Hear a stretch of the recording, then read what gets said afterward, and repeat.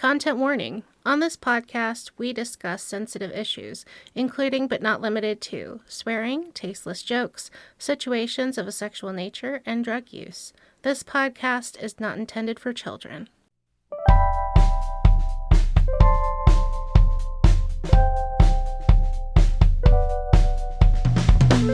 Welcome to Bibliowrecks, where we read the worst stories the world has to offer.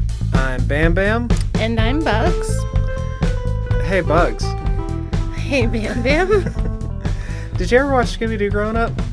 I watched a few of the cartoons when I was a kid. Mm-hmm. So you're relatively familiar with the structure.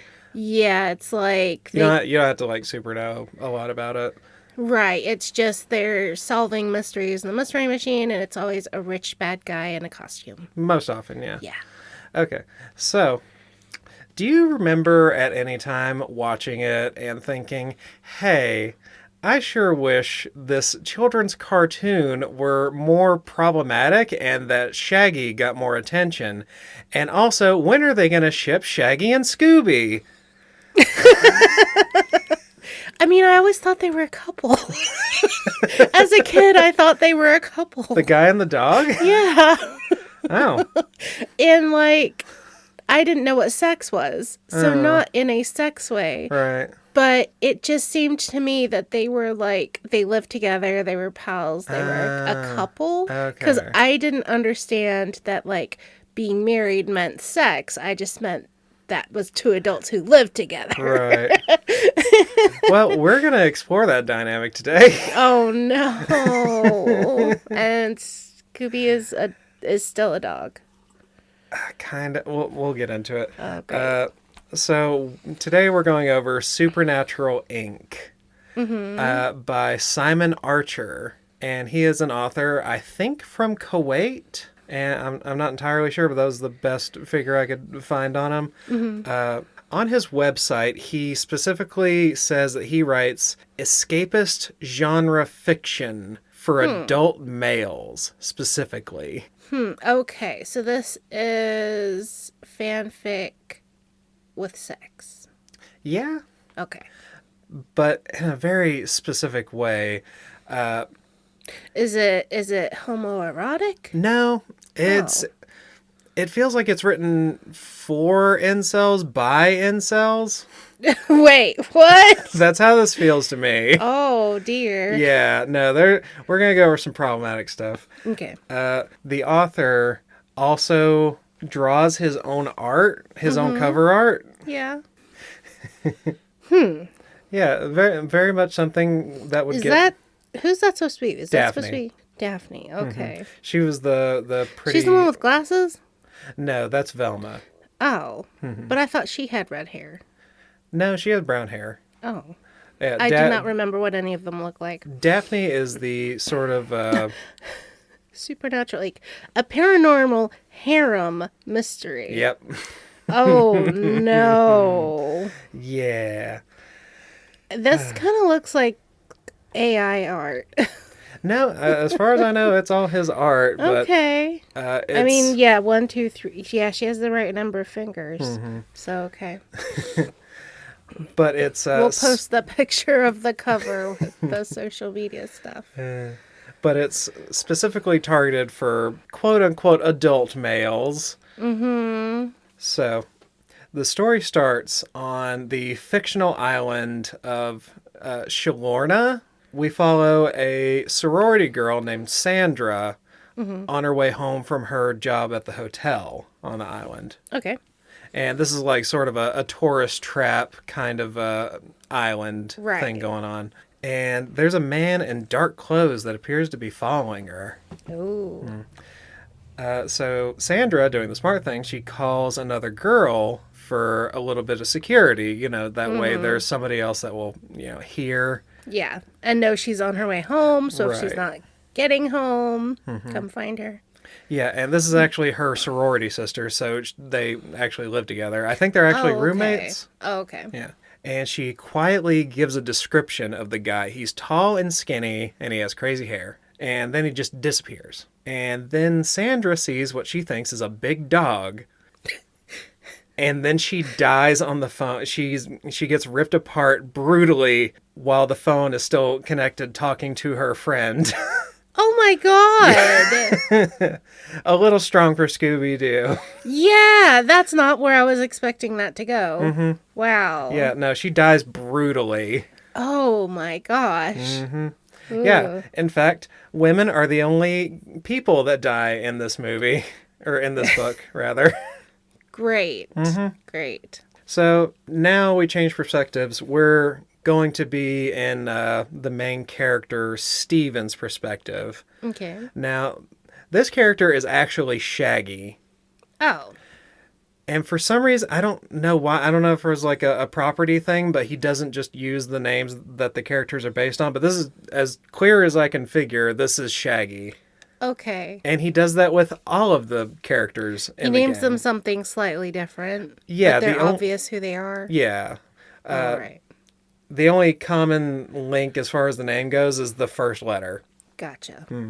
Right now, Steven is mourning the loss of his turtle because his ex stole the turtle Oh, no. when she left to go home to America. So we're not in America. Oh, okay. Or we're not, I guess, even in a territory of America. So, Right. I mean, it's a fictional island. We could literally be anywhere. Like in the Bahamas or somewhere in the Yeah. Caribbean, something like that. Yeah. So he goes to the pet store, and as he's going to the pet store, he passes by a big throng of people and news vans, and there's a big hubbub going on.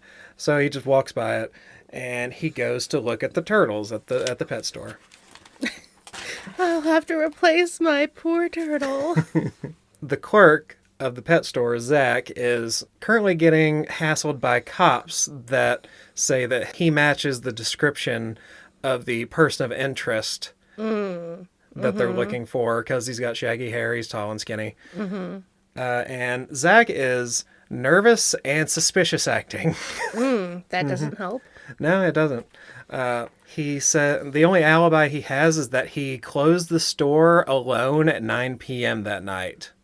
Oh. And never left because apparently he's been sleeping at the pet store, very adjacent to where this murder happened.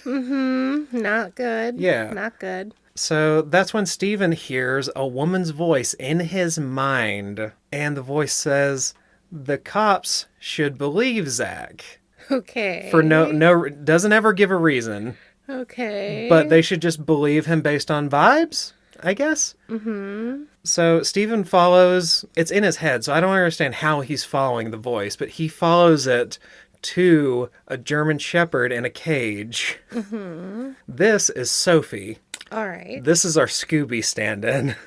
Oh. This also surprises Sophie because no one else can hear her psychically. So they have a unique psychic connection. Yeah, for no reason. They didn't have that in Scooby Doo. No, did they? Scooby could just talk. That's what I thought. I thought Scooby was basically another just human character More or less, with yeah. everything he was able to do. Yeah, and Shaggy and Scooby did their bit where they would be scared and eat stuff, and that was their Yeah. entire thing. Right. The dog thinks that Zach, or says that Zach is innocent because she was actually there to witness that he was there all night. Right. But there's no reason that Steven shouldn't think that he's having like a psychotic break or something. Steven just goes ahead and he steals the dog. Which, I guess since she's sentient, I don't know that he's stealing the dog as much as freeing the dog. But he technically owns the dog now, so I guess he is stealing the dog. I'm not sure where that lands. I think the owner of the pet store would call that theft. Yeah, which gets fucked up later on. Oh, no. So he does this while the cops are distracted with Zach. Steven and a lot of people starting here remark how beautiful this dog is, which I find odd considering how this goes. Okay. In very Shaggy and Scooby fashion, they go back to the apartment for food and decide to develop an alibi for Zach. So Steven, throughout this entire thing, keeps thinking about how special he must be to have this connection with this dog. It's very cringy and weird. This is reminding me of Aragon. Yeah, except worse. Okay. Yeah.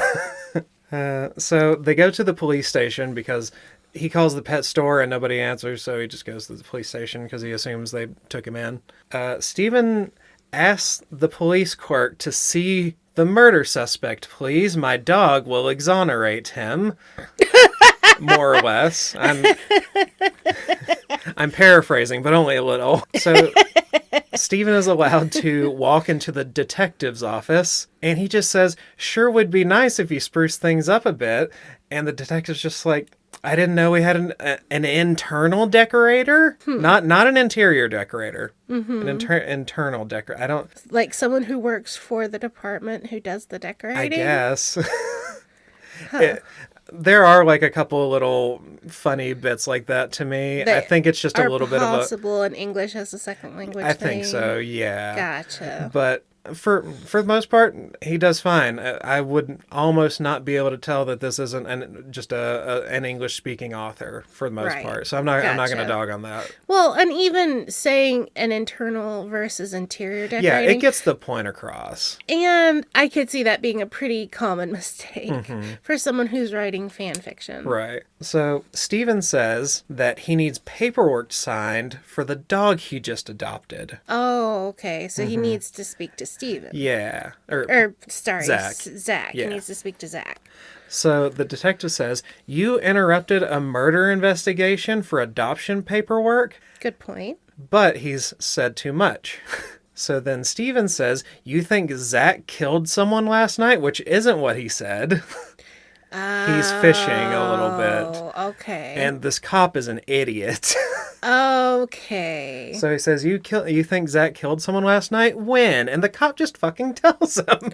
Oh, no. No, bad. So he just tells him thereby contaminating this person's account. Yeah. So Steven just tells him, yeah, that's when I bought the dog. 10:05 p.m. last night on the corner of North and Broadway. Yeah. So this is when I noticed the story described Stephen at the beginning of the chapter. That description of a suspect also applies to him. Right, because you said tall, skinny, and crazy hair. And I was like, doesn't that describe Shaggy? Yeah. Isn't that how he has his name? Yeah. And I don't know why the cop doesn't. Well, you were also there. You should be a suspect. You should be the suspect. And there was a dog. Mm-hmm. And here's the dog you adopted. Yeah. This makes you the murderer. Much stronger than... Much more stronger than Zach.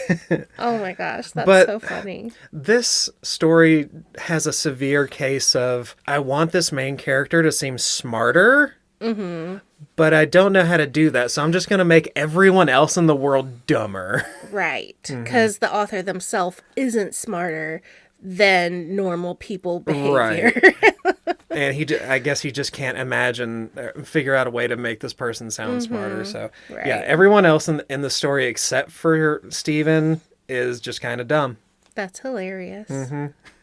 Because Shaggy's not known for being smart. No. He's the goofball who eats was... everything.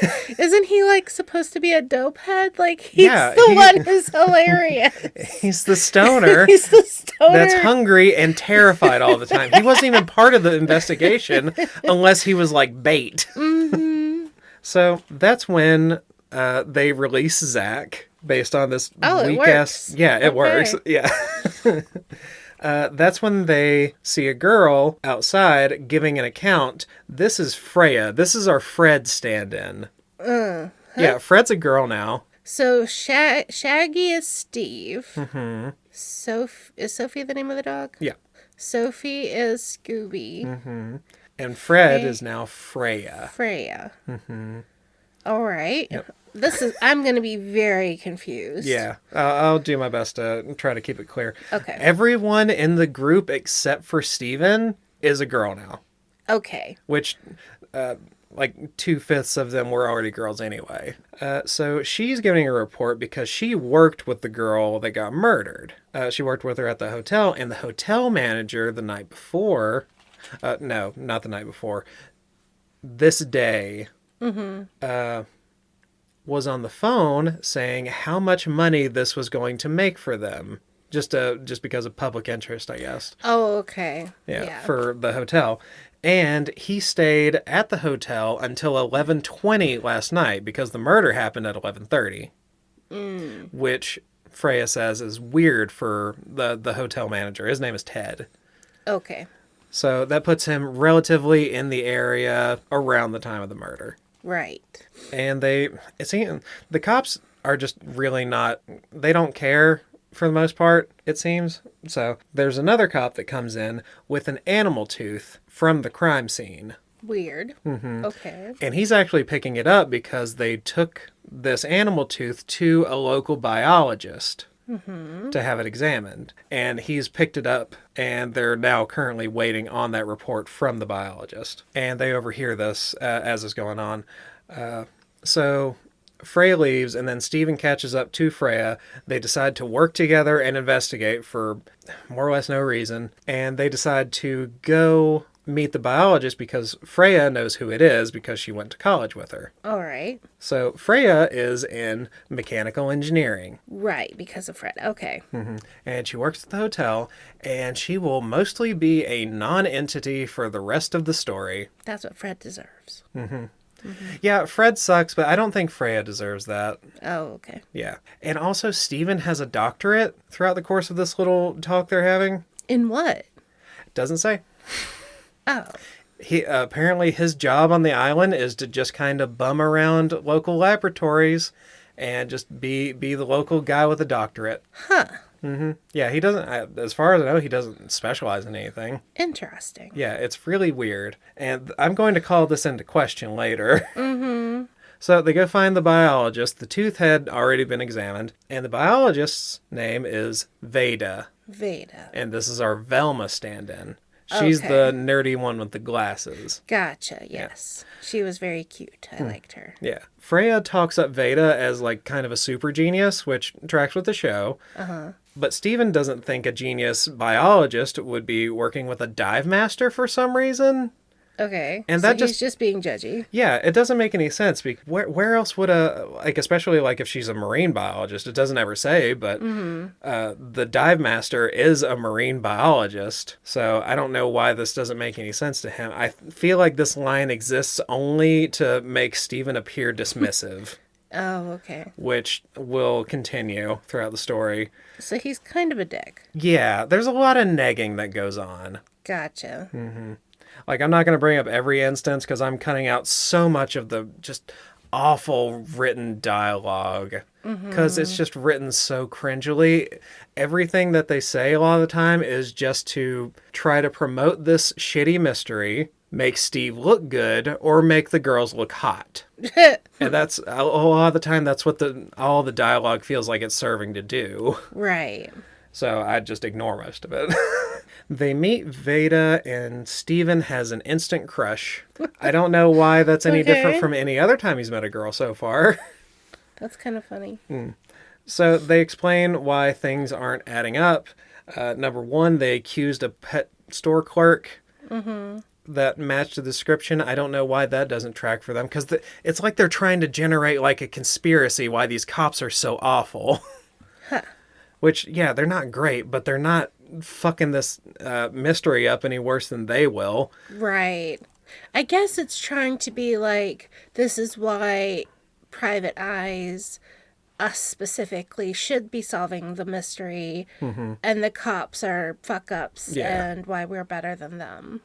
So, point number 2, one cop thinks that it's an animal attack, as far as I know, because they've only heard it from one cop. And just one cop's opinion doesn't color the entire investigation, but they assume it does.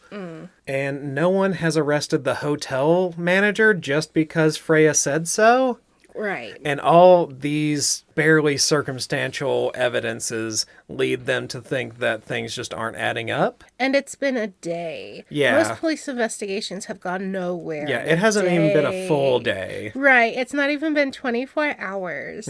So Veda, who hasn't given her report to the police about the tooth, says it makes no sense to assume it was an animal attack because of the evidence that she has not given the cops. Because the tooth is a 13,000-year-old direwolf tooth. She will continue to withhold that information from the police for the majority of this investigation. Why would she tell these Yeah, she tells these fucking randos, nobodies. And she already knows and hasn't told the cops. That's weird. Yeah, it's like 2 or 3 days pass. She knows this information and does not, like, withholds this from the police. They would change their opinion on whether it's an animal attack or not if you weren't fucking up their like directly fucking it up. Yeah, that's wild. So the girls discuss the tooth for a little bit, and Steven is just spacing out, looking at a drawing on the wall. And it's a drawing of a man fighting a fish. Okay. The story says it's a reference to what I think is a fictional legend, because I tried to look it up and I couldn't find anything. It's something called the Fins of Mac. I haven't heard of that. Yeah. So. And all I know about it is the fish ate the man. The man was so pissed off about it that he just refused to die, and the fish and the man became a fishman. Fishman. And somehow, through some Herculean leap of doctoral logic, this leads Stephen to think that maybe the dire wolf tooth is actually a werewolf tooth. His doctorate is fake. So it was a tall man with crazy hair, and then he became a dire wolf, and then he ate the girl. That's what he's assuming at this point? Maybe. Like, that's his internal... It doesn't walk you through what the steps are there. Okay. So I don't know why he thinks that exactly. Because I would have assumed that a historian or an archaeologist murdered this girl and dropped some piece of museum artifact that he had in his pocket. You're not far off, actually. Oh, okay. I won't give it away just yet. I want the ending to be a surprise, because I want to see if you can guess who it is. Okay. So, yeah, he posits that it's a werewolf tooth. For some reason, Freya thinks this is a good fucking idea. Presumably just because Steven said it. There's Weird. I can't walk through the logic, because there's just none there. Weird. Yeah, and Veda says it's not a good idea, but operates for the rest of the investigation as if it's the best possible conclusion. Do we know how the victim died? What they look like? What the body looks like? It looks like an animal attack. Like, so... As far as they know at this point. Deep gouges, tears, bites. Yeah. Punctures, like someone tore somebody claws. apart with a garden rake. Ooh. And it was at 11:30 at night, and this was during the week. I don't know that it does. Throughout the entire investigation, the day of the week doesn't come up because nobody goes to work. Okay. Yeah, so it doesn't really come up. Because I'm like, if this was a normal mystery novel, I would be very confused about the lack of details. But the fact that this is Scooby Doo would mean, oh, none of those matter because it's going to be the surprise twist at the end anyhow. Yeah, the vast majority of the evidence you get is going to be a red herring. Right. And a lot of the things that is evidence of stuff just never gets resolved. We don't find out why certain things happen. Right. Yeah. Like, none of it truly matters. No, not really. A lot of the stuff is just trying to keep you incentivized to keep reading in the moment. It doesn't require you to be invested fully for the entirety of it. So it's just a really shitty mystery. Gotcha. And I'm pissed off about it. Gotcha. I hate bad mysteries. Yeah.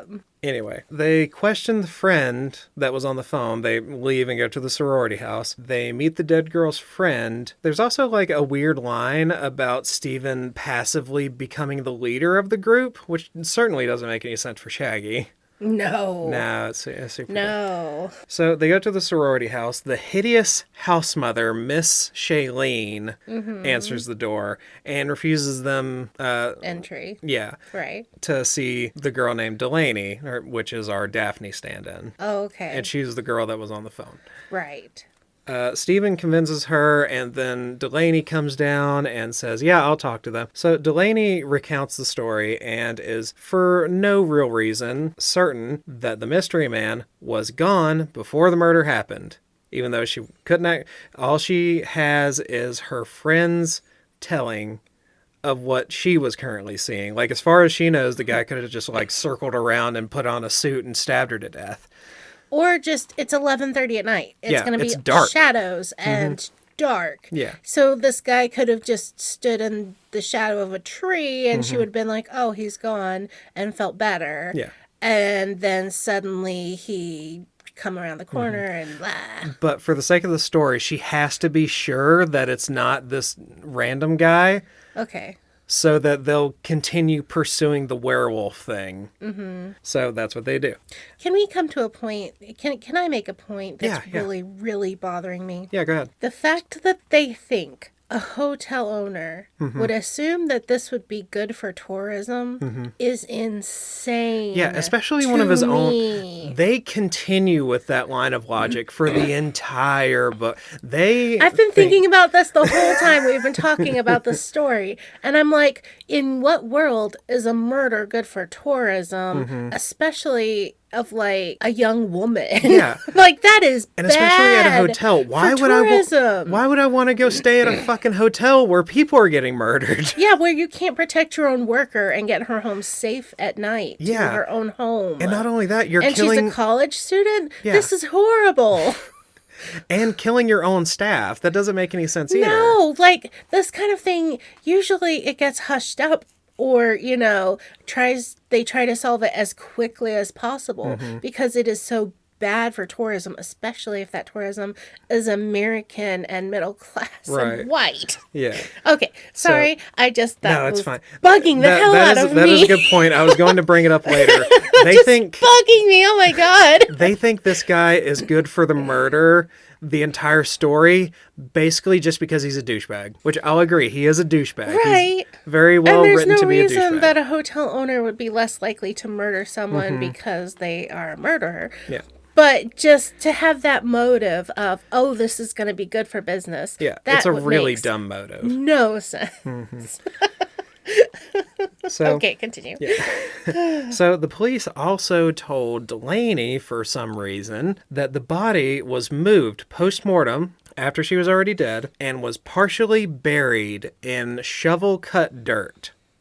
Yes, we would like to interfere with our witnesses Yeah. by telling them Yeah, they're- extraneous detail they shouldn't know. Yeah, they're great about contaminating people's eyewitness accounts. Jeez. So the presence of And shovel...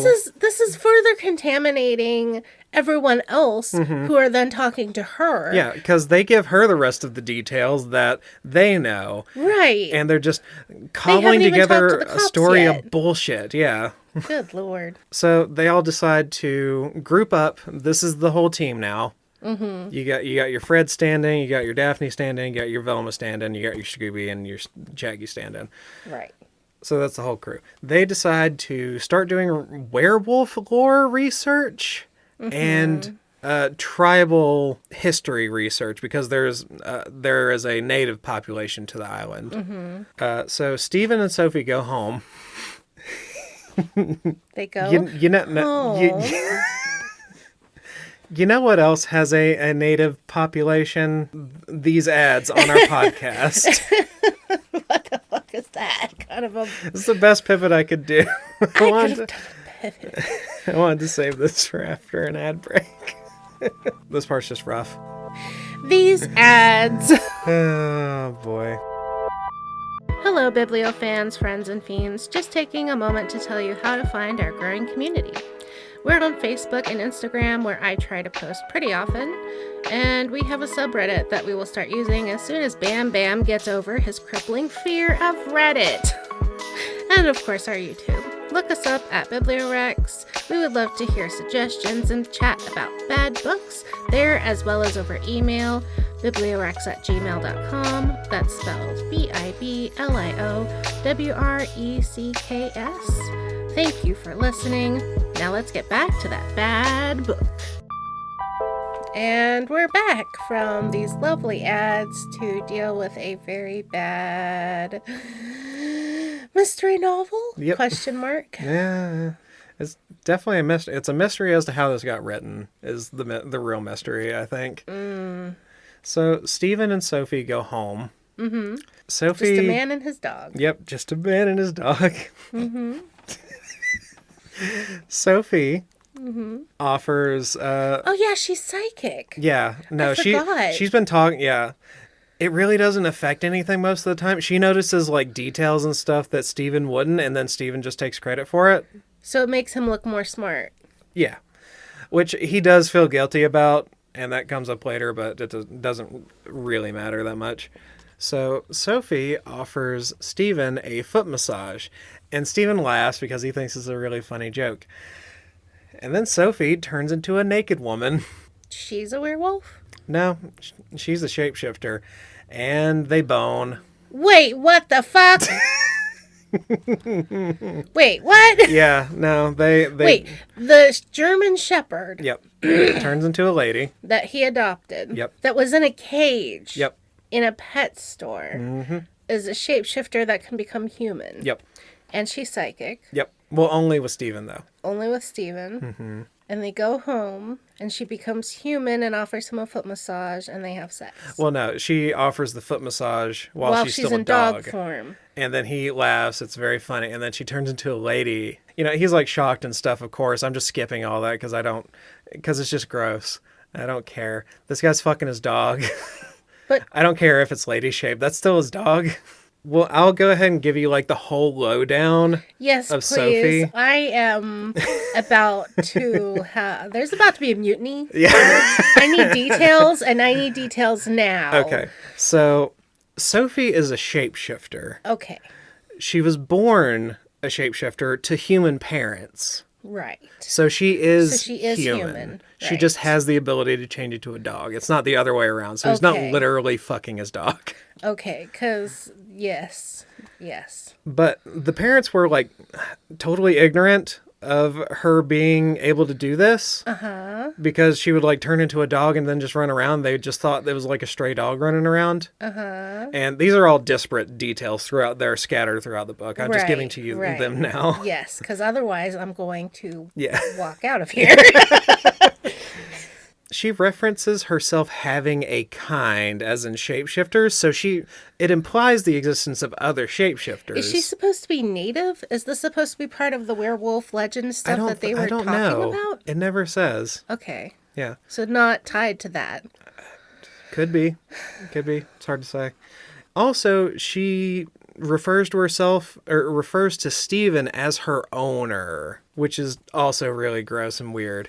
Mm-hmm. So she's totally a human, but Stephen owns her as a dog. Mm-hmm. I don't know what to do with all that. It's gross. I hate it. I don't like it. This is fucked up on so many levels. Yeah. I'm just confused. Yeah. So this is the hot, steamy porn scene. This is supposed to be horny for the reader. No. It's not. It's gross and it's weird, and it really upset me. No. This took me like a week to get through. I'm glad we took a week to. Because just this part, I had to stop for a couple of days and consider. But yeah, I don't like this. So the sex scenes in this book, there are 2 sex scenes in the entire book, and I think there would be more. But these are sold on Amazon, and I think there must be like a content thing because he sells a lot of his other books on his website. Right. And I think because I don't think those ones are allowed to be on Amazon because they're too nasty. Huh. I didn't know there was a nasty limit on Amazon. Boy, is there. Interesting. One of the books that was on the website, it's called Fairy Breeder. Lovely. Mm-hmm. Yeah, it's fucking nasty. Oh. I looked up the summary. It's gross. It's grosser than you think, actually. Okay. So, back to the... Does all fan fiction end up being porn? Presumably. Like, Eventually. it's just, I mean... Other than the Mylar cat. That's the...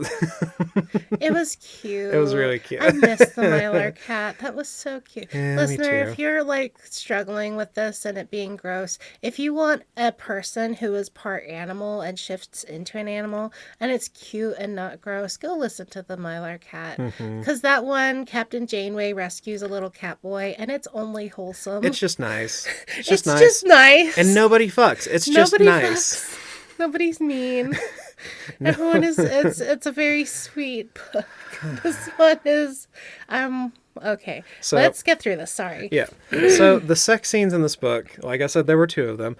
And every time they happen, it's like a massive tone shift. It's like... Yeah, like this is pulling me out of the story so hard. Like Yeah. this, at least the other stuff I could see being Scooby Doo fanfic. This is like... It's just an hard innocuous left turn. mystery novel. This is weird. Yeah, just mildly horny. But this reads like a porn transcript. This reads like they brought somebody else in that just likes to write gross stuff. Weird. It's bizarre.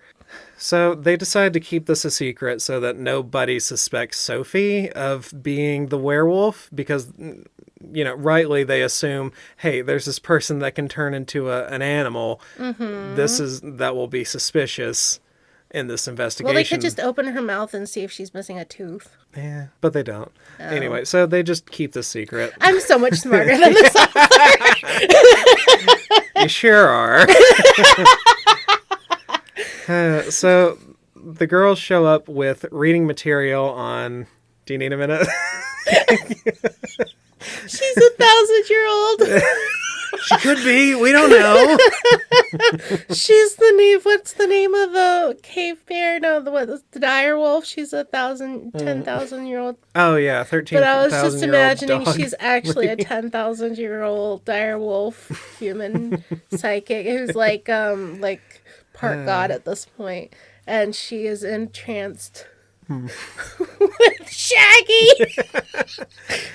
Because theoretically, she could choose any human she wants. Yeah. Because of her powers, she could literally turn into something else and just slip away. So she has all of the power in this relationship.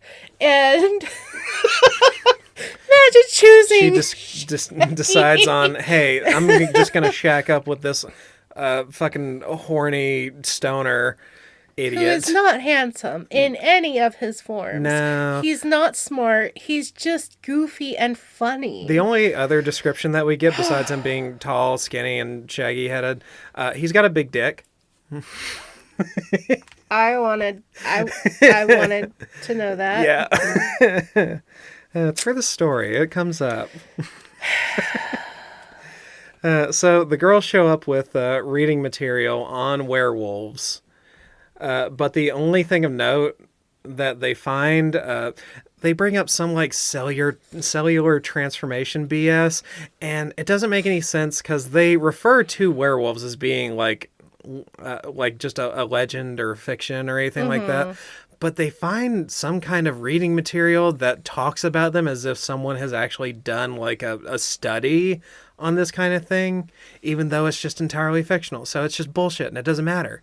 This reminds me of the Bella researching vampires in Twilight. Yeah. Of just like, oh, all these blogs are talking about vampires and werewolves. Yeah. And that means it's true. And they're just desperately trying to like pull any piece of it to make this realistic at all. When they have no proof that there's any werewolf activity at all. It was a man who was following her, and then a dog, and then something attacked her and tried to eat her, and that's it.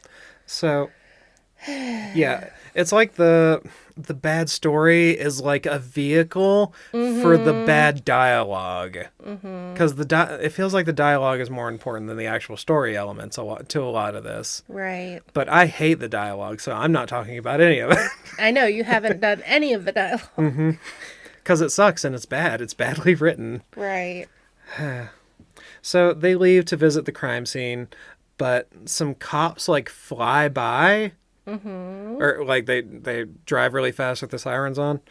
Not with wings. No, unfortunately not. These cops don't have like the over bloated budget like a lot of cops do. And they don't have like drones. They're not fallen angel cops. Right? Yeah. Oh God, no. So the group instinctually knows that there's been a murder happened somehow. Right. So they show up at the house where the cops went. Delaney uses her feminine charm to distract the cops that are there. Because she's the hot one. Okay. Even though they're all the hot one. Right. Sophie goes and inspects in dog form the body and says it's definitely a murder. We never find out why. Just off of Sophie's word alone, this was definitely a murder. Maybe there was a knife sticking out of an eye socket. Oh, yeah, that's for sure. That's murder. Definitely murder. So that's when they smell like an awful, unidentifiable smell that's described as rotten hamburger being cooked and sour milk in the sun. Lovely. So later we find out this is the smell of burning flesh.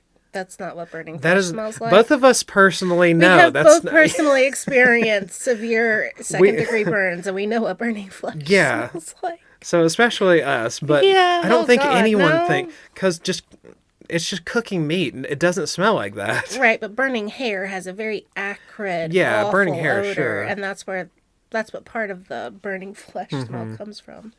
So the officer that's there is still under the impression that this was an animal attack, and this time there was fur left behind. So Veda is the one, she's the super smart one, so she's got all the gadgets. She uses something called a geolocator to find out who lives at this house. Okay. Otherwise Which seems called the like internet and tax information. It's really confusing when this takes place, because I don't think anyone brings up cell phones. But this was written... She was on a cell phone talking to her friend. That's right. So it would have been post, 2005? Yeah, it would have had to have been. I guess. So there's no reason why she couldn't just be doing this on her cell phone and figuring this out. But she's got gadgets. We got to find an excuse for Velma to have a gadget. Gotcha. So she finds out who lives there, and it's a boy that works with Freya at the hotel. So it's another hotel employee getting murdered. Oh, gosh. Yeah. So they find a footprint on the ground that isn't a wolf print. That narrows it down. That's all the text says. It's not a wolf print. It doesn't say if it's a human print, nothing. And then they just forget about it. It never could be comes up tire again. print for all we know. Good Lord. Okay. It's just really, it's just a dumb piece of not evidence that they bring up. Right. So the gang minus Delaney go to question Ted because they want to keep Delaney to the side for now because they might need her to seduce him later. That is the literal plan. You're ace in the hole. Yeah. You're pretty. We keep you behind. So they go to the hotel and meet Ted, and he's a dick.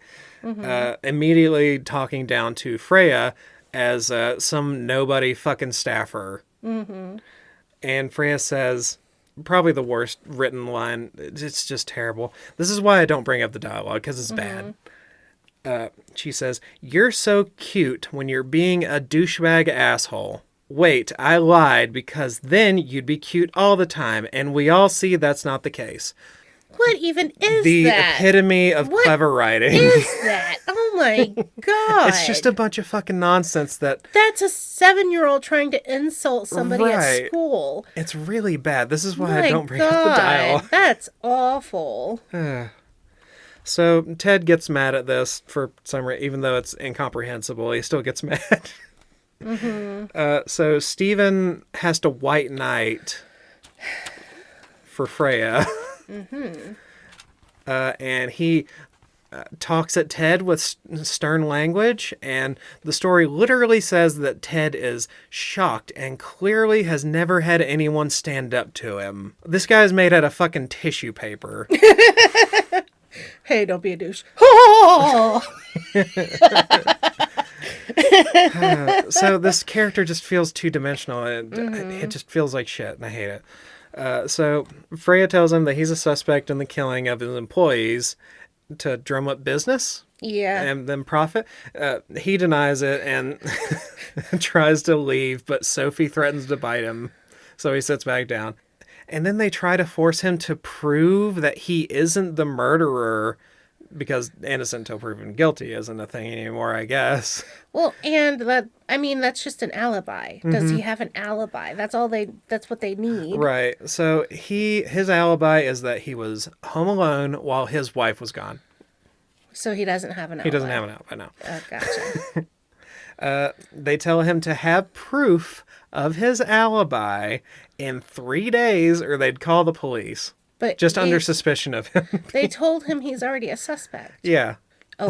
He's their suspect, Right. not police suspect. I don't know that this was clear to Ted, but that is the reality. Okay. So they go to leave, but Freya has already secretly planted a bug in his office before leaving that she got from Veda.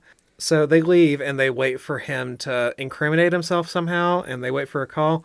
This is another weird thing about the negging and just Steven's character. Sophie saw a scar on Ted's arm, and it leads into like a whole backstory thing that doesn't fucking matter, and it's just stupid. Right. So she saw a scar on the back of Ted's arm, which she psychically relays to Steven. Mm-hmm. He tells the group about it, and Veda says that she didn't see it because nobody saw it because it was on the back of his arm and nobody was behind him except the dog. So Steven negs Veda for not being an observant scientist. The fuck? Yeah, so he just does this to be a dick. I have secret information you can't see, but why didn't you see it? Oh. Yeah. You know what negging is, right? Yeah. Yeah. Just to bring somebody down so that you can look better, I guess. It's something specifically douchebag guys do to women a lot. Mm-hmm. So that's just a shitty thing about Steven.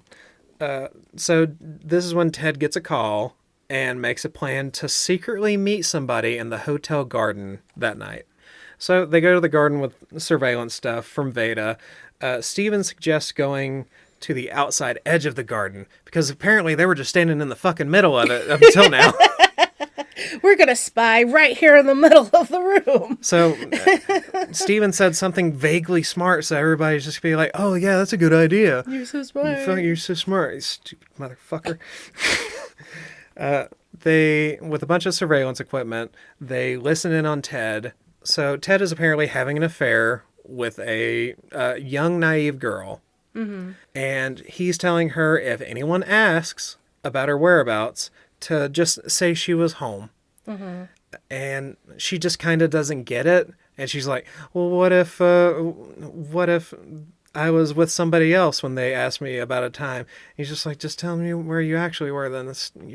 And the story, like, just lampoons her for this. The story treats her like a fucking moron, even though Ted is manipulating her, and the story treats her like a fucking invalid, including Steven. So here's some of Steven's thoughts. There were those girls out there who didn't appreciate they could be more than objects to men. Yeah, if only there was a man there to tell them, because this is a male character written by a man about how women should feel about things, and that sucks. And she's being objectified by the men. Mm-hmm. They're the ones doing that. No. She's not the one doing that. Yeah, it's not her responsibility for other people not to treat her like shit. Yes, it's their fault for being shitty to her. Oh.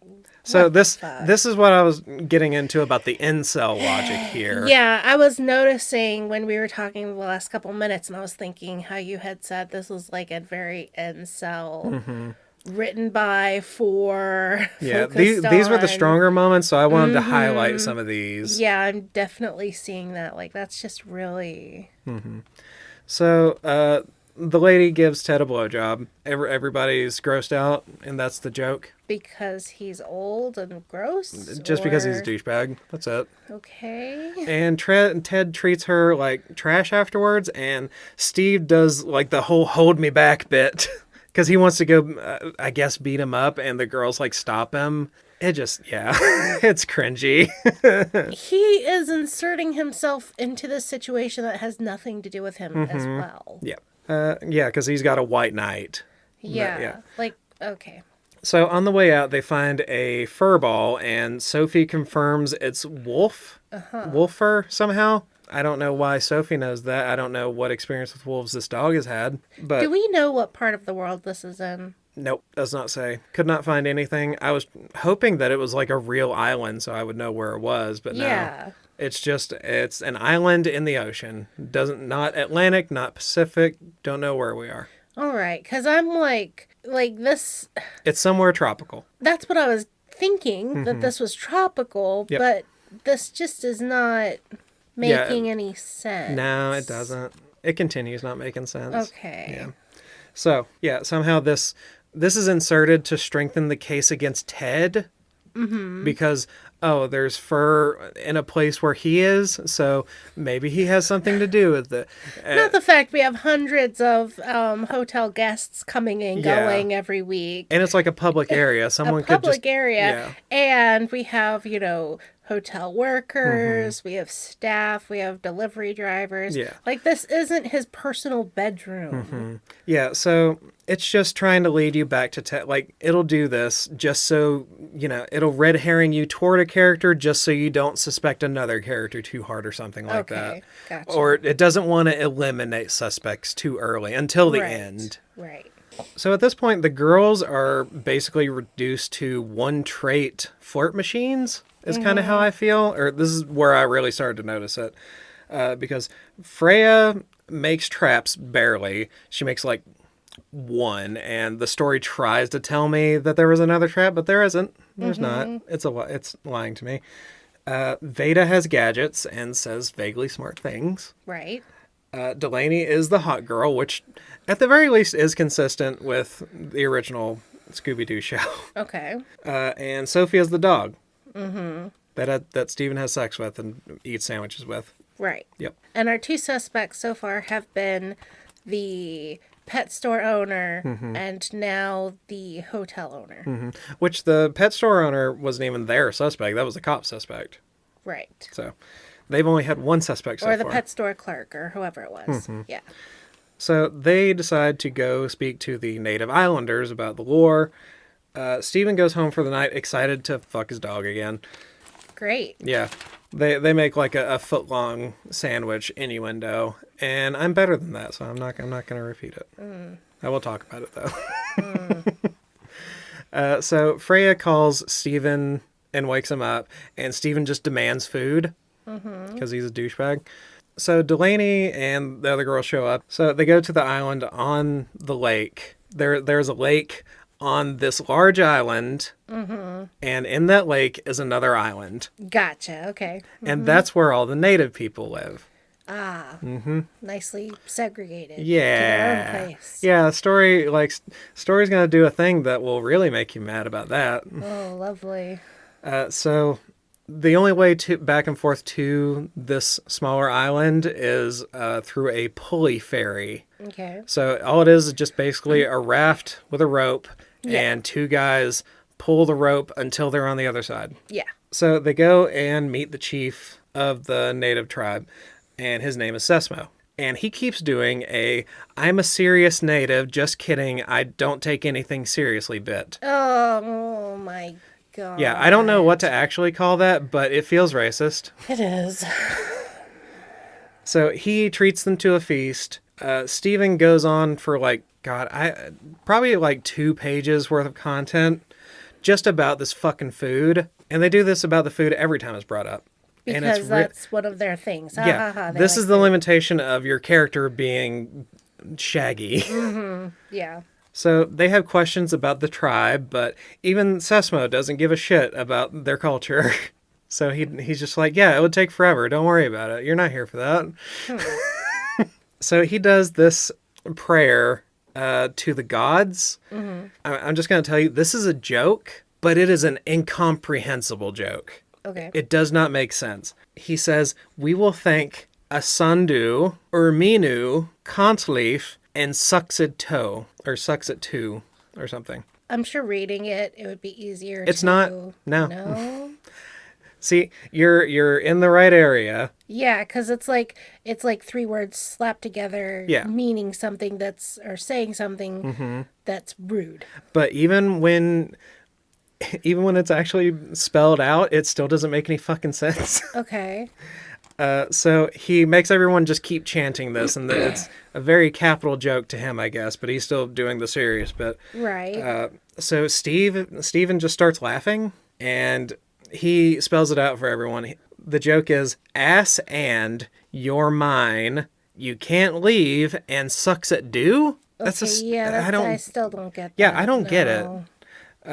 So Sesmo says that he's the only mainlander to figure out that their gods are just a big joke on white people, I guess. All right.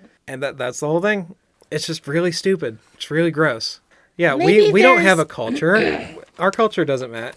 It's all just a big joke. It doesn't matter. I'm wondering if this was maybe a cultural thing that the author was referencing that is not in the American cartoon. Maybe.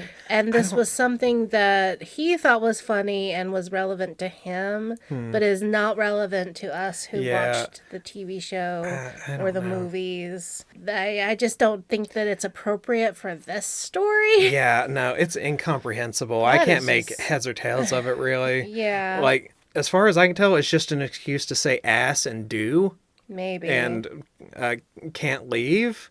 I don't know. It's I weird. don't know. That's just really weird. Huh. So, pretty much the entire lowdown that they get while they're here is a long time ago, when scientists began visiting the island, then capitalism came and ruined it, Right.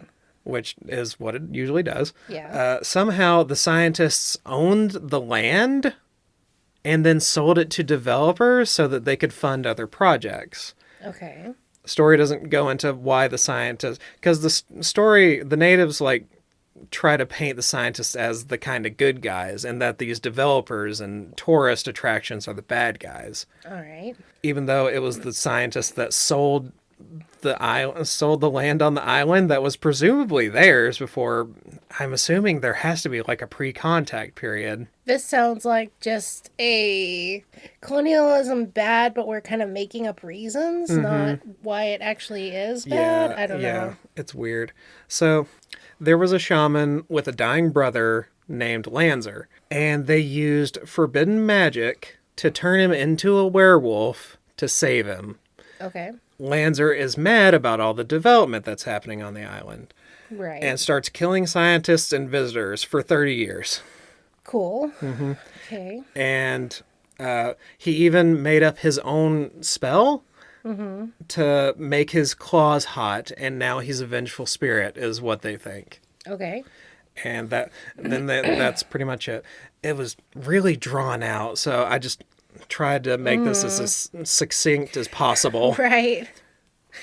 So then the gang goes to leave. One of the native men gets in front of them and like mean mugs them, and then runs away. And as he's running away into the brush, he like growls, and now he's a new suspect. Okay. It's real weird. That's Like just all he does is just look at him mean and then growl and run away. because humans can't growl. So they get back to the main part of the island. They decide to go to a coffee shop for tea. Right. This is semi-important. And down the alley of the shop is a woman being murdered by a werewolf, which then flees. Well, that's your suspect. Yeah. Chase them. Well, there's your problem right there. You got a werewolf on the case solved. So they decide to go ahead and just start looking for evidence. Now, Veda is calling the cops, but they go ahead and just decide to contaminate the crime scene. And they smell that horrible burning smell. And the only thing they find out through their little investigation is that she works at the coffee shop. The one who got murdered? Yep, right next to the coffee shop. Ah. So the cops show up, they question the gang, and this is an important bit. They never get the tea that they came there for. Or at least it's never explicitly said. Okay. And this is something that's kind of loosey-goosey that I noticed. So they go home. Delaney leaves before drinking tea with the gang. But she leaves right after Stephen reveals Sophie's human form because now he trusts them. It's a whole thing. It doesn't really matter. But Wouldn't that be Sophie's decision to make? presumably it's both of theirs, but Okay. Stephen has to present it because he's the one that can talk when she's a dog. Gotcha. So this is when it gets revealed. I don't know that it really matters. I think you could have just went the rest of the story without her being revealed. Yeah. Now, Delaney's gone. Now they drink the tea. While they're making sense of all the evidence. And all the evidence they have right now is the direwolf tooth, the fur on the grass, the man in the background on Sandra's murder, Ted's affair for some reason, the coffee girl that got murdered, who was a part-time worker at the hotel.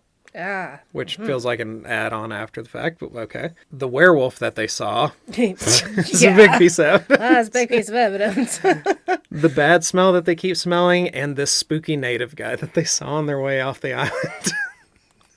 That just sounds like a whole lot of nonsense. Yeah, it is. It doesn't mean none of this means anything. In conjunction or separately. Veda now gets a call from the police because they're still waiting on their report about the tooth. Wait, what the fuck? She never gave it to him. She's actively hindering this investigation from the police. And it's just shit. They keep shitting on the police, but they're also keeping them from doing their investigation. They're just like, look at these fucking idiots. They still think it's an animal attack while we're holding the evidence that it wasn't an animal attack from them. Yeah, that's just wild. Yeah, it's shit. It sucks. They start talking about it. Veda says that she learned about direwolves from her boss, Benny, which she never thought to bring up until now. And her boss, Benny, is the dive master that she works with. So Steve thinks he should be a suspect because he knows about wolves, and he's, in the story's words, one of the original inhabitants, which no, he wasn't. He was just one of the original scientists that came here. The original inhabitants were the native people. And it's just weird that he said it like that. Wait, are they saying that Benny is like hundreds and hundreds of years old? No, they just said it dumb. Okay, because, I mean... He's just a guy in his 60s. This can't have been a island that was newly inhabited because that didn't happen in 2000.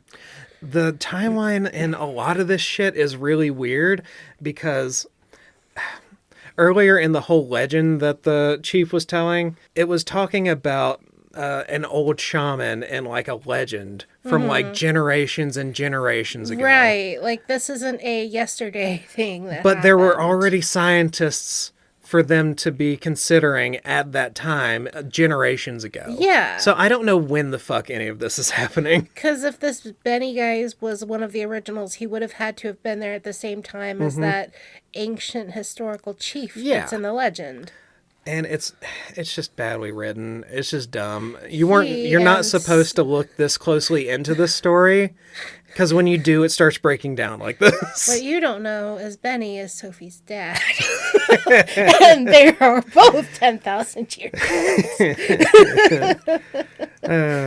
You know who else colonizes unnamed islands? The Brit. Are we sponsored by the British? Yay! I've always wanted to be sponsored by the British. These ads. Hello, Biblio freaks, geeks, and lovers. Bugs here. We wanted to let you know about our option to follow us on Patreon. We have a couple of tiers where you can listen to our bad book, bad movie review. We read a bad book and then we watch its bad movie counterpart. In the past, we've done Aragon, Shadow Builder by Bram Stoker, and we have a lot of different things in the future. Please let us know if you have any suggestions for future bad book, bad movie combos, and let's get back to the podcast. Welcome back, because it's not allowed to do ad pivots anymore. I'm also Bam Bam. Damn it. It would be funny if you just beeped your name there. I can go. It's fine. It's fine. Welcome back, because Bam Bam is not allowed to do ad breaks anymore. Yeah, I did a bad. You are bad, because this story gave you bad ideas. Yeah. Because it's a bad story and I hate it. Yeah, it's really not good. It's bad.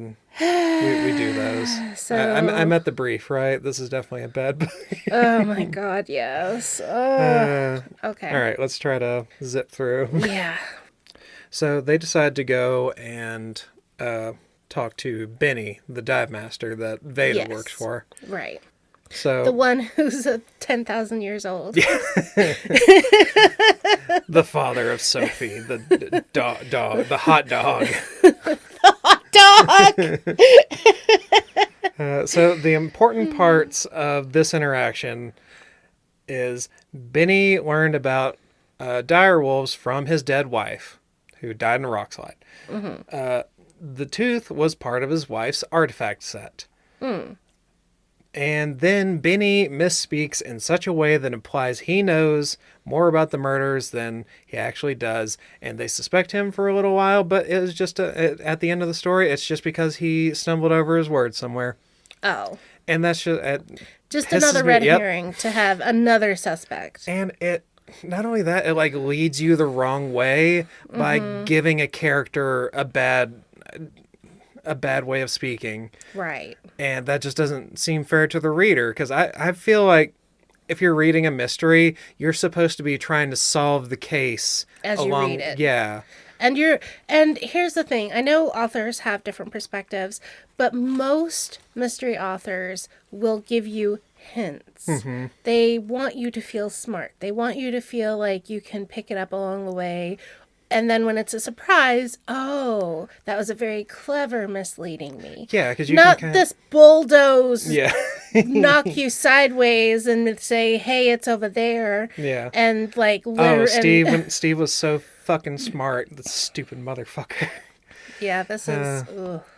So they get a cab to leave after that, but Freya and Veda start violently vomiting as soon as they.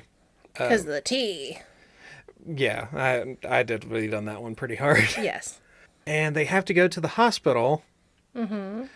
And Miss Shailene is already there, the house mother for Delaney. Right. Because Delaney is also sick. I thought she left before the tea. She did. Oh, so it wasn't the tea. Nope. Oh. No, yeah, it was the tea.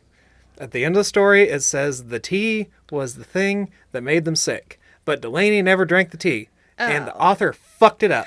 Oh, well, they're just worse than I thought. Then. Yeah, on the second read through, I paid special attention to that. Gotcha, because at the end, it's so specific about this was the hint you missed. Mm-hmm. Yeah. Gotcha. So I paid special attention to that. That's why I made sure to do a good second read through, and that's why this entire report is so detailed, because I wanted to specifically point out why this author is a dumb motherfucker. Right. Gotcha. So, moving on. Miss Shailene is already there with Delaney, who was also suddenly sick. The doctor later informs Stephen and Miss Shailene it was poisoning from an allegedly extinct plant. And the doctor would just know that. Yep. Well, it was actually after like a day or so of testing. I'm just front-loading it. Gotcha. So Stephen and Sophie then go check out the coffee shop, and they find out that the most recent murder victim was shooing something away from by a coworker. Mm-hmm. But they also weren't at the desk, so there was like a gap in time that no one was watching the shop. Oh. And that's an important point. Gotcha. And right before dying, the murder victim was shooing something away, like she was shooing away a cat or something. And then she died. Gotcha. Them cats, those alley cats, they're very dangerous. Big alley cats. Alley cats of unusual size. Yep. So they go just a little ways down the road to the apothecary. Mm-hmm. And it's like a tourist thing, but the lady actually knows stuff about poisons and plants and stuff like that. So he goes and talks to the apothecary lady about the poison, and apparently there is a home remedy for that particular poison. Mm-hmm. And it is chamomile and orange zest. Well, that's easy to get. Yeah, that sounds like bullshit too. That's very easy to get hold of. Yep, I don't understand why that's the cure. No reason. It's easy to get a hold of. That's why. Why would this author think that chamomile and orange zest is so important? That's so weird. They looked in their cabinet and said, "What could I pull out to solve the poisoning?" Oh, I have some chamomile tea that has orange rind in it or something. So she also says that he is the second person to ask about it, the other person being a native islander who also asked about it. So another layer. So sidebar, just out of nowhere, they have to go get adopt the mystery machine now. They get a free van. I've been wondering when the van would come along. Yeah, it shows up like twice, and it doesn't really matter. It shows up for a stay. So they get a free van from Zach, who feels like he owes Steven for getting him out of a murder charge that he didn't do. And they actually don't know. Aside from Sophie, they don't know he's not the murderer. Right. They're just taking Sophie's say-so. Yeah, so it's not. So, yeah, Okay, Zach... but he's like, you got me out of a murder charge. Here's a van. Yeah, pretty Yay. much. Yeah. Okay. Yeah. Thanks for getting me out of that murder I didn't do. Here's a free van. So they get a van. The van is attacked by a werewolf while they're driving it, and they manage to lose it. Oh. And after that, it's just... See, that actually weakens the end, and I'll tell you why later. So it runs away, and then they go to the hospital. So Miss Shailene is there to pick up Delaney, and no one is sick anymore. Okay. Good. All the girls are cured. Good. But right after this, they talk and do some other stuff first. But pretty much right after this, they just go and pick up Delaney. But they let her go home with Miss Shailene just to pacify her. But then they go right back and pick her up. And while he's there, Steven sees an old picture of Benny's wife, the former house mother, and her husband. Now, those two characters' names really piss me off. Okay. Because Benny and his wife's name is Lorena. So it's Benny, Lorena, and Bentley, and Lenora. Oh my God. And that just confuses you if you're listening to it. Yes, that's... Because I listened to this on an audiobook, and it just aggravated the fuck out of me. Yeah. So I'm not going to bring... If I refer to Lenora and Bentley, I will say the house mother and the house mother's husband. Right. Because otherwise I will have no idea who we're talking about. So all you have to worry about is Benny and Lenora. Right. Or Benny and Laura. Or Lorena. Fuck. See, this is why I didn't want to bring it up at first. B&L and B&L. Yeah. It's fucking annoying. So, Miss Shailene tells Steven that Laura and the former house mother were best friends. And then they go out on the stakeout. And So is this the house mother that is currently there or the former? Miss Shailene is the current house mother. And this was the one that was before. Yeah. The one that's in the picture is Benny's wife's friend, who is gone now. They go on the stakeout now, and they have a van now to go on the stakeout in. Right. Yeah. So they go on the stakeout in the woods to watch for if the native man comes off of the small island over to the main island. Because they suspect him of doing some kind of nefarious shit. Who knows? But the werewolf attacked them. Right. It's obviously on the mainland where they are right now. Yes. Or has been. Yes. So if he came off the smaller island, that would prove he was not the werewolf to me. Or they could have questioned the ferryman and be like, hey, did this guy go on the ferry? Yeah. But or werewolves, also, it's just, surely he could they just, can swim. Yeah. Good Or Lord. just guys can swim. Guys can swim too, but they act like this ferry is like over lava and no one can pass it unless they go on the ferry. Or people can have little canoes. Yeah. And little logs and boats and things. Okay. Freya sets a trap alarm. She sets like a bunch of tin cans on a string for an alarm in case the werewolf comes. So you can't say that Freya didn't make a trap. You can't say that now. She sure contributed to this trap that doesn't get tripped. Yep. But she fucking did it. She's a character that does things. So the ferrymen leave at the end of their shift, and they wait longer. And at midnight, the ferry crosses the bay by itself, seemingly. Now, this to me seems kind of obvious because in case anyone on the smaller island had to come to the mainland, like an emergency or something like that, they would have to have a way to cross easily. So it makes sense to me, but they act like it's a fucking ghost. And that is dumb. It's really dumb. So the ferry starts crossing back, and it's the native man that they were suspecting. And they see him carrying a bag, and out of the bag he pulls a wood burner. Okay. Which they surmise could have been used as a weapon to cause the nasty smell they keep smelling, which is of burnt flesh and hair, I guess. That is the stupidest idea I've ever heard of. It gets dumber. They have to be plugged in to be hot. Mm-hmm. Well, I mean, you could feasibly carry a shit ton of batteries with you and power them. Hot enough to cauterize flesh as you're cutting it. With a wood burn. It's improbable, but not impossible. Yeah. Mm-hmm. So that's when they go to question the cops the next day. Delaney stays with Steve that night and has a threesome with Sophie and Steve. What the fuck? Mm-hmm. Yeah, woohoo. So that's really all that. So the next day they go to question your face. Oh boy. Do you need a minute? No, go ahead. I'm just disgusted over here. So Veda blackmails the chief with knowledge that he's a drag queen and like performs and stuff.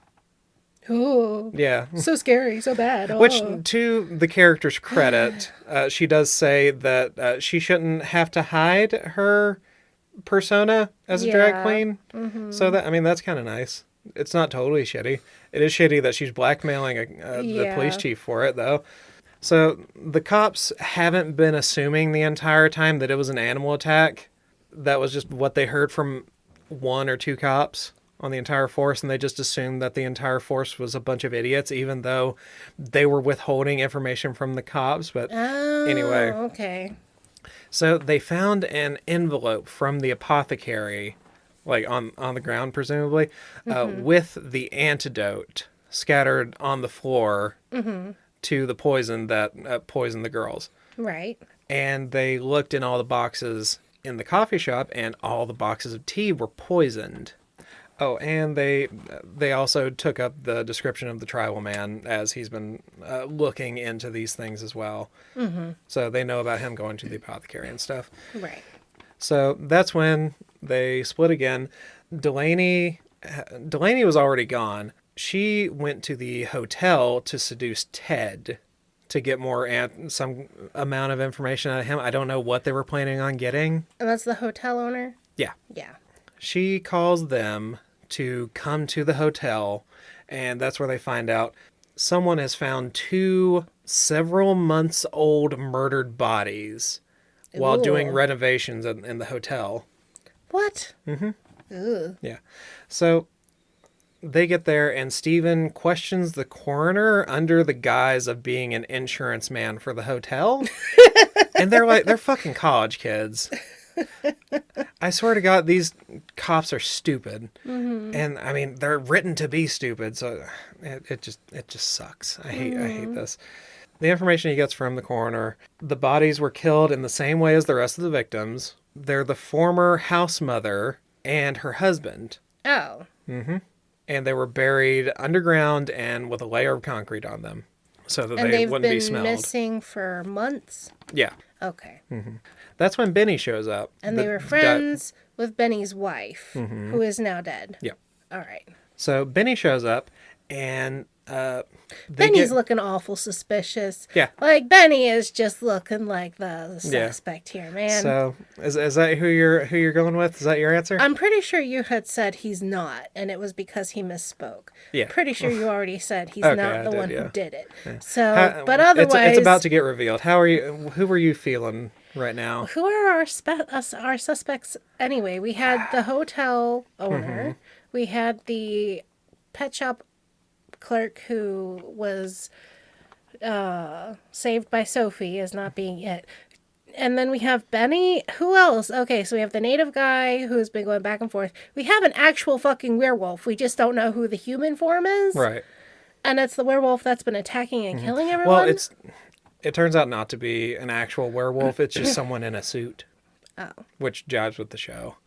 Right. So. But we have a dog who turns into a person. Yeah. It's not unreasonable to assume it was a real werewolf. Yes. I should have said something earlier. Okay. So okay. I'll go ahead. So is that the list of suspects that we're basically dealing with though right now? It's the native guy. As far as you would assume in the story, yes. Yes. Okay. So Benny shows up. They give him the lowdown, even though they suspect him. Right. And Stephen says to Benny that he knew Laura and the house mother were friends. Mm-hmm. And Benny starts crying. And then he whispers something to Stephen. Mm-hmm. We don't get to know what that thing is. Great. Until the reveal, which really pisses me off. Before it even Yeah. It's secret information you're not allowed to know so that you don't solve the mystery before the main character does. And that this really fails as a mystery to me just because of that. It's a presentation, it's a show, and it's a shitty one. Yeah. So, the tribal man is in the native man that they've been suspecting this entire time is just in the crowd, like dressed up like he's going for a show. And Steven sees him. For some reason, they go in a closet in the hotel, and that's where the werewolf is hiding. For some reason. I've wondered for so long. It's just high. There's no reason. There's no reason. There's no reason for it to be in there. Even after you figure out who it is, there's still no reason for the person in the suit to be in that closet in the hotel. My only other suspect that I was wondering was the mother lady, the house mother. Yeah. Like, that was, like, my other suspicion. But I don't understand where all these poisonings come into it either. Mm-hmm. So, is that part of the ending? Does that get revealed? Yeah. Okay. So, it lunges for Stephen, but Freya trips it and ties its feet. See, she did a trap. She caught it. She caught the monster. She did a thing. Oh boy. She matters. Yep. You know, she only did like 2 things in this entire story, but she fucking did them. So they pull the mask and it's Miss Shailene. Okay. Yeah. Turns out Ted was just cheating on his wife. The native man was sneaking around doing art because he's the next in line to be chief and he just wants to do art. The only reason he was asking about the antidote for the poison was because recently those plants that were presumed extinct were growing on the small island again. Mm-hmm. So people were starting to get sick again. And then turns out that Benny just misspoke. So those were the main suspects. So this is Steve's whole blurb about everything that leads them to think it was Shailene. Miss Shailene is actually Benny's wife, Laura, and Bentley was a plastic surgeon that we didn't find out about until just now, that he was a plastic surgeon. And also secretly just learned that no one called Lorena Laura except for the former house mother, Lenora. Mm-hmm. And he just found that out because when he was talking to Benny, he said Laura, and that made Benny sad. And then Benny told him about that, which was kept from us, the reader, which sucks. So we find out she had plastic surgery for some reason and decided to start murdering to scare off developers because she liked the island best when there weren't any tourists and it was just scientists doing science things. And she was framing Ted because he's a dick. And that's why she was murdering hotel employees.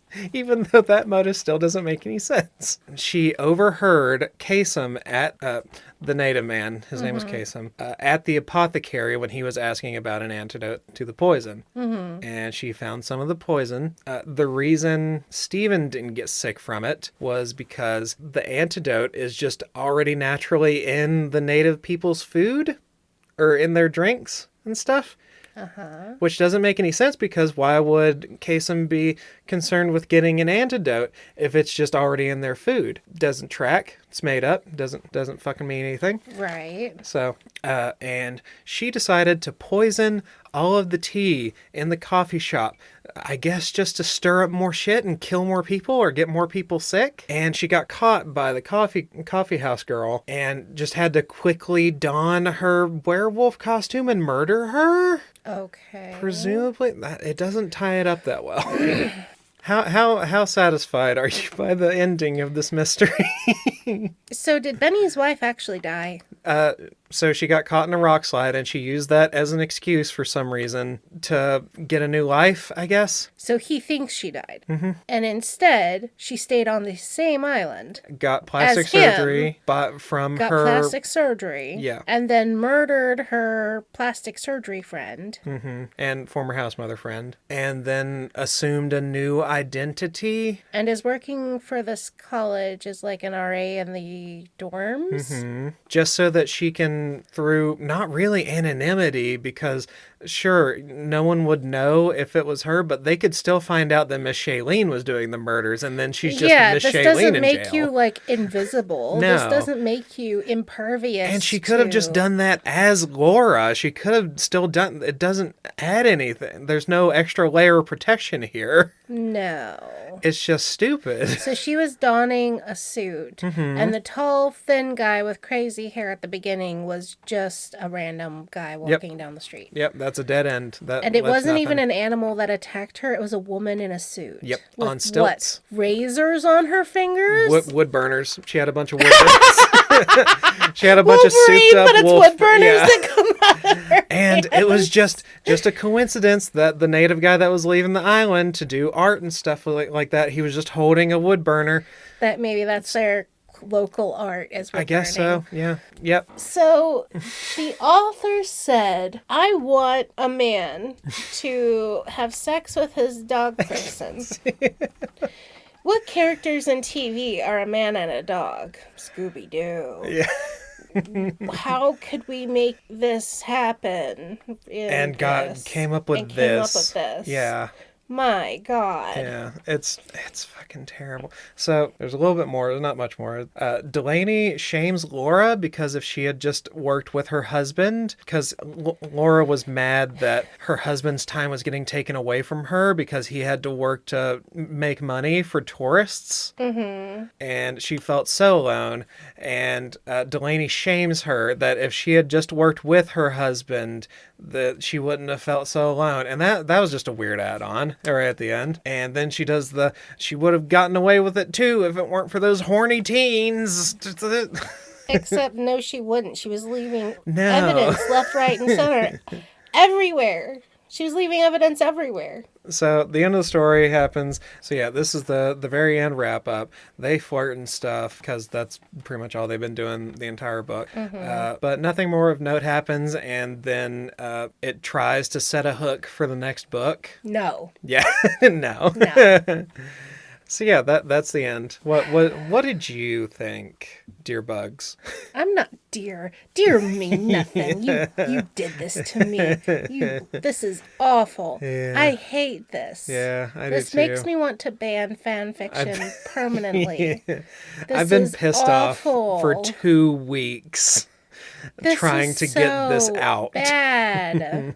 This is so bad. Yeah, it really sucks, and it pisses me off because I really like good mysteries, and this is a really bad mystery. Do you know why I was allowed to watch Scooby Doo? Why? It didn't have actual magic in it. Oh my God. Okay, that makes sense. For like the most twisted reason, that makes sense.